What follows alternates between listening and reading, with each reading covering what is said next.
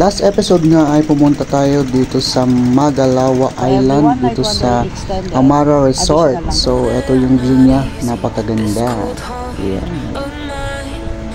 So napaka-relaxing ng island at napaka-gaan lang sa feeling na pumunta dito.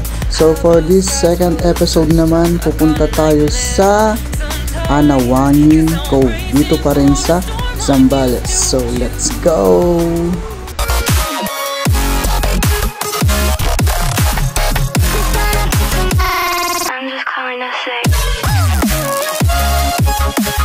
What's up, Gem Venture? So yan, nandito na tayo sa bangka. So dito yung kung saan ka sasakay ng bangka papunta sa Anawangin Falls. So yan, video lang muna tayo. Nag-start na yung bangka. Ayan, dito almost 20 minutes or 30 minutes yung biyahe, kaya medyo ma-enjoy mo yung view sa dagat. So eto, yan yung view sa dagat. Medyo malapit na tayo sa cove. Sila pala yung mga kasama namin. Nakiangkas lang kami sa kanila. Actually sila yung nakabook sa bangka at nakiangkas lang kami. So yan, approaching na tayo dito sa may cove. Eto na. So kita-kits. Yo, hello guys. I'm back. So yun, nakita nyo naman, nag-boating tayo. After natin pumunta doon sa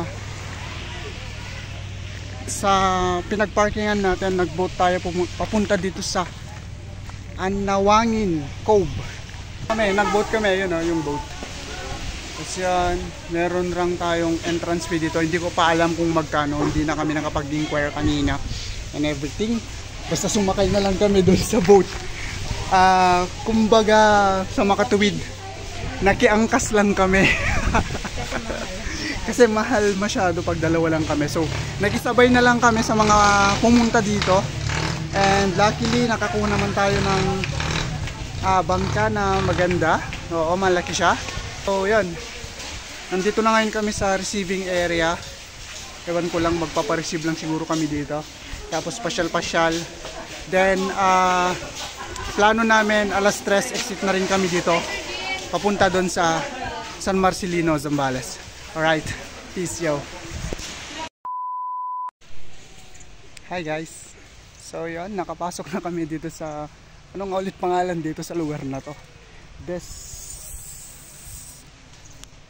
Ba?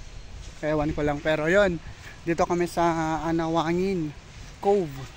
So hindi na kami mag-overnight dito, hanggang alas 3 na lang kami dito. Kasi plano mo pa sana namin na pumunta sa San Marcelino doon sa New Zealand.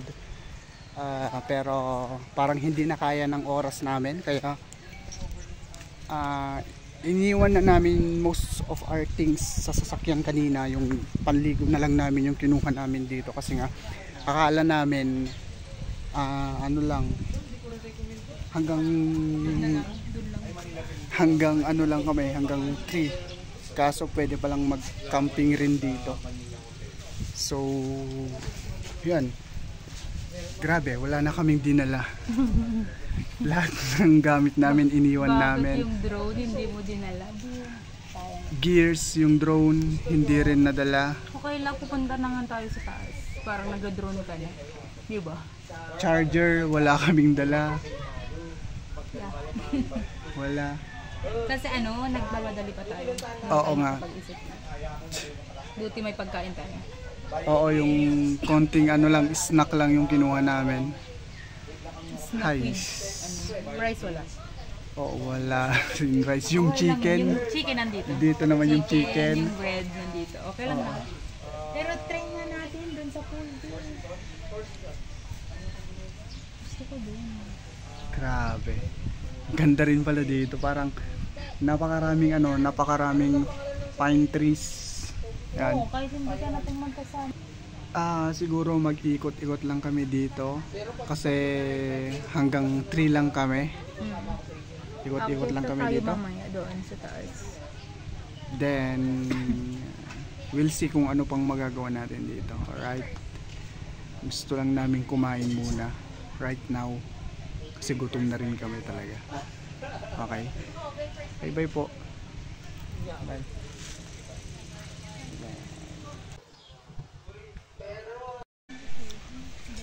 What's up guys? So yun, nakaligo na ako.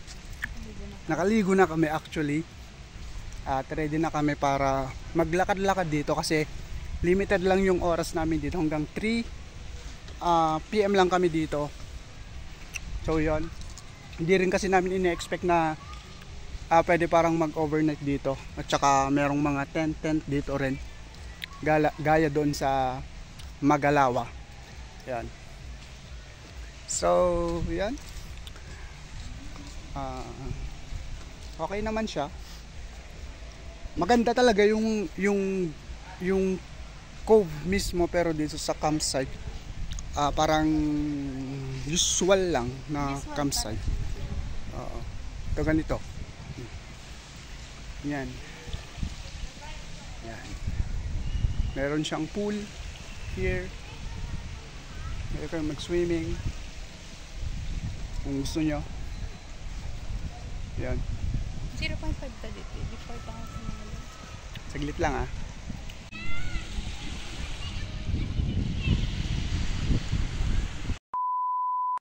So eto, pakyat na kami sa view deck dito sa Destinaire, di ba? Yan. Level 1. Ito. Medyo mataas siya. Tingnan nyo naman. Pero kakayanin natin yan. Siyempre. Tayo pa ba? Paka-adventures natin. Wala tayong inaatrasan. So yun, concentrate lang muna kami sa pag-akyat. Mamaya na lang. Alright? What's up guys? Yun. Medyo malapit-lapit na kami dun sa tuktok. Doon sa taas. Doon. Yun. Overviewing na sa dagat oh. Look at that. Grabe. Tapos dito naman bundok. Look at that. Yun oh. Yun. Mahaba-habang akyatan pa to. Let's do this. Let's go. What's up? Grabe. Grabe yun. Grabe talaga. Apaka-grabe yung akyatan na yun. It take us more than 15 minutes para makyat itong Wishing Mountain. Yan. Yan. Grabe, tignan nyo. Taas.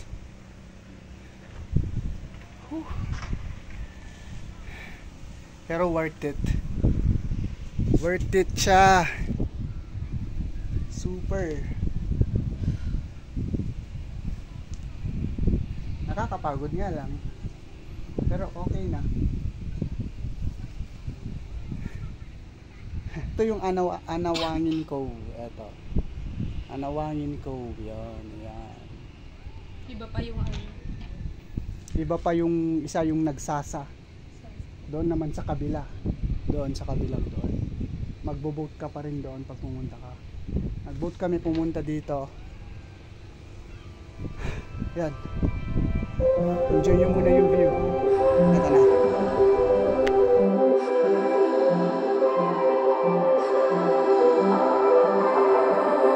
Blue, the feeling behind my eyes. You stood out 'cause you were in red. Then, against my intentions, I let you turn me violet instead. Summer high, met you in August. New York, back to my cold apartment. Distance sucks, but at least I'm still with you. White out skies, middle November. You and I, flights to wherever. I don't mind, as long as it's with you. As long as it's with you.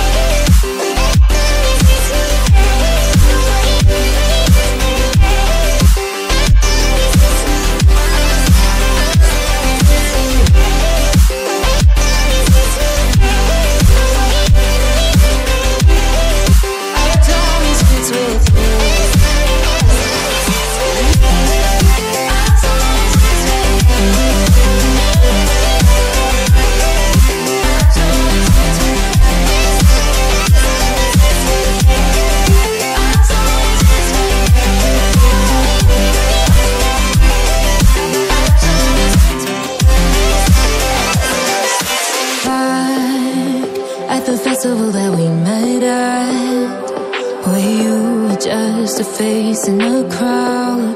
And now I can't imagine me with anybody else. So yan guys, grabe, nakaka-unwind yung lugar na to.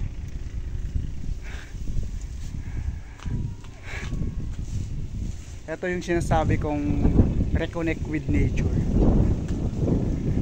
Thank you Lord for the opportunity na nakapagpasyal, makita itong napakagandang tanawin na iyong likha, na nasasaksihan ng aking naked eye.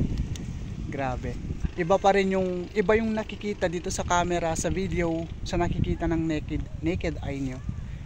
Super mas maganda pag kayo na mismo yung nakakatanaw sa mga natatanaw ko. Wow, ganda, grabe. Punong-puno ng RO, ng pine trees.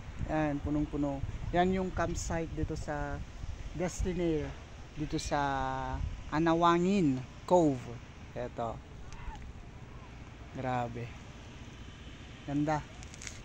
So nagtitake lang kami ng pictures, videos, tapos pack up na kami, bababa na kami at magra-ride ulit tayo ng bangka papunta doon kung saan tayo sumakay, and then doon yung sasakyan natin, at we'll see kung saan pa tayo makakapunta kasi Biyernes pa lang ngayon, Sabado bukas.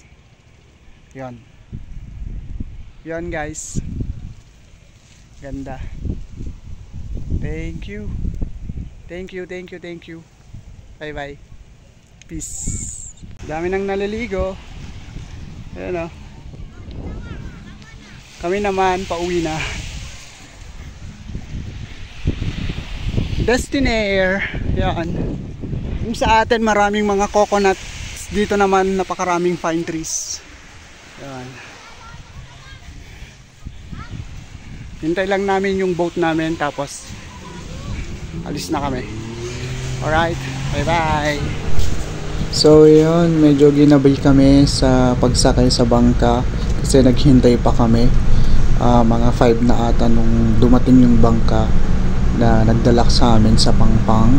So ginabi na kami, kaya wala na kaming choice kundi bumalik na dito sa Ilocos. So yun, thank you guys for watching. Please do like, share and subscribe. Gem Venture here. Peace out.